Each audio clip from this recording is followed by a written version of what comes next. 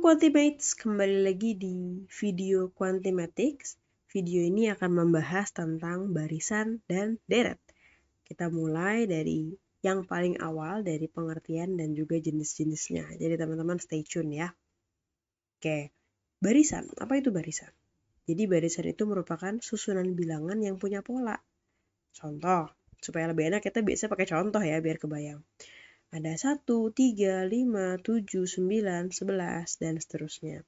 Nah, ini kita lihat merupakan susunan dari bilangan-bilangan ya. Nah, bilangan-bilangan itu atau angka-angka itu kita sebut sebagai suku. Jadi, 1 di sini merupakan suku pertama atau kita tulis sebagai U1. Jadi, suku itu kita tulis U ya. Kalau 3 ini merupakan suku kedua, jadi U2. Kalau 11 kira-kira U berapa teman-teman?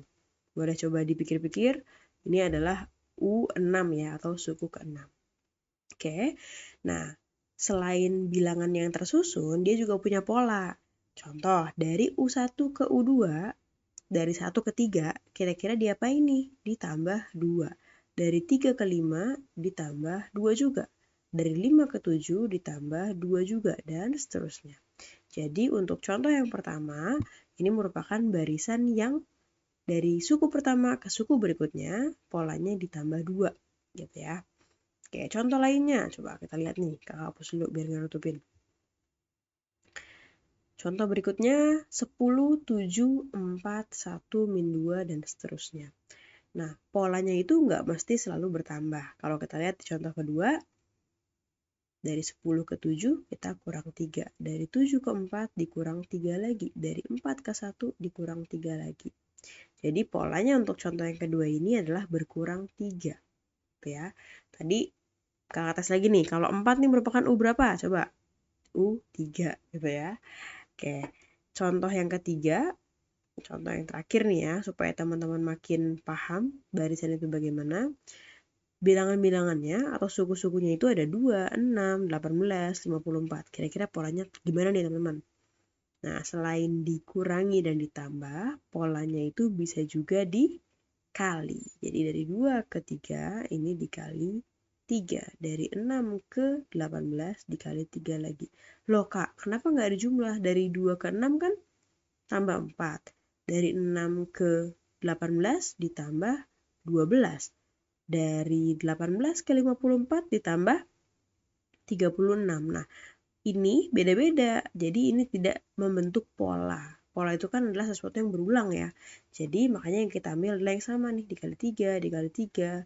Dari 18 ke 54 juga dikali 3. Jadi kita cari yang ada perulangannya, ada polanya. Gitu ya teman-teman.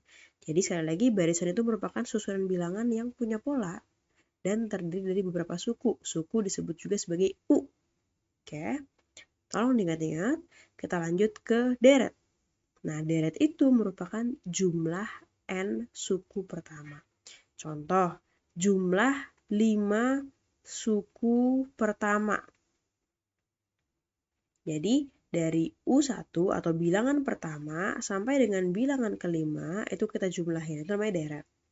Nah, misalnya tadi ya, 1, 3, 5, 7, 9, 11. Deretnya berarti kita jumlahin. 1 ditambah 3, ditambah 5, ditambah 7, dan seterusnya. Nah, selanjutnya barisan dan deret itu punya 2 jenis teman-teman. Ada yang namanya aritmetika, ada yang namanya geometri. Di sekolah mungkin teman-teman udah pernah kenal sama apa bedanya di antara kedua ini gitu ya. Kita ulas lagi, kalau aritmetika itu punya yang namanya beda atau kita tulis dengan B. Kalau geometri itu punya yang namanya rasio, kita tulis sebagai R.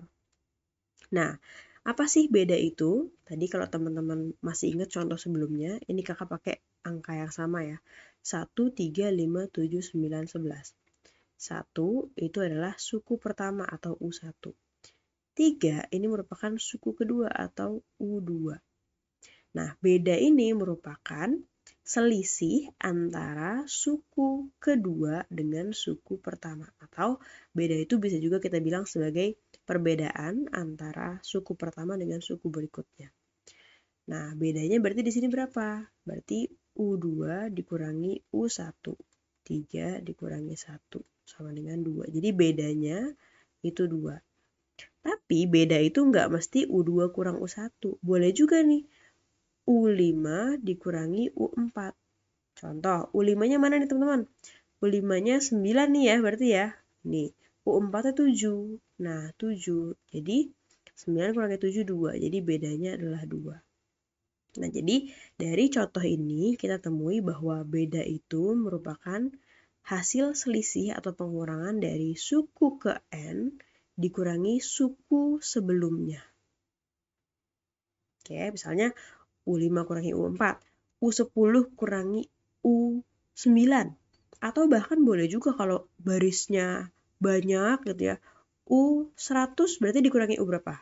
U ke 99 gitu ya. Jadi cara mencari beda itu adalah ini rumusnya teman-teman. UN dikurangi UN-1. Oke. Contoh berikutnya. Nah, kalau di sini tadi dari UN dikurangi UN kurang 1 berarti 7 dikurangi 10 gitu ya. Bedanya, maka hasilnya adalah negatif 3. Nah, beda itu bisa positif, bisa negatif. Oke.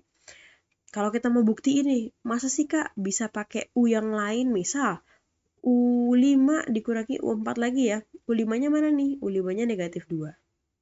Dikurangi U4. U4-nya 1. Nah, negatif 2 dikurangi 1, negatif 3. Jadi bedanya sama gitu ya.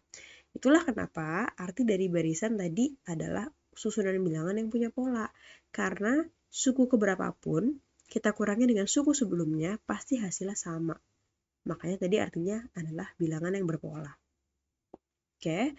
Nah, kalau rasio bedanya gimana nih Kak? Tadi 2, 6, 18, 54. Contoh yang ketiga tadi ya.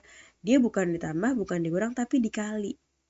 Dikali 3, dikali 3 lagi, dikali 3 lagi. Nah, 3 ini merupakan yang namanya rasio. Jadi kalau tadi B itu adalah UN dikurangi U N-1, ya kakak tulis gede-gede nih rumusnya. Kalau rasio itu adalah UN dibagi UN-1. Jadi kalau di contoh yang pertama ini, U2 dibagi U1.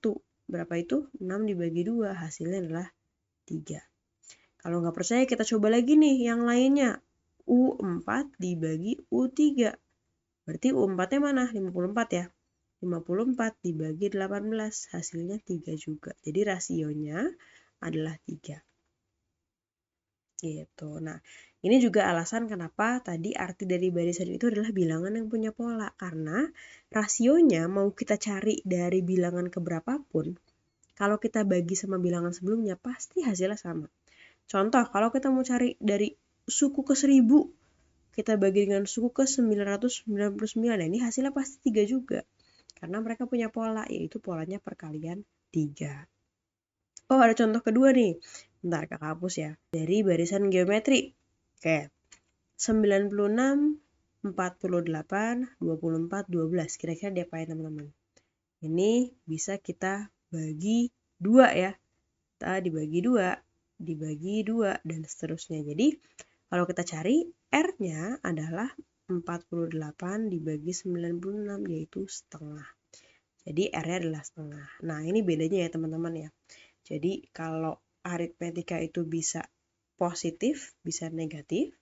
Kalau geometri itu bisa lebih dari 1 atau kurang dari 1. Gitu ya.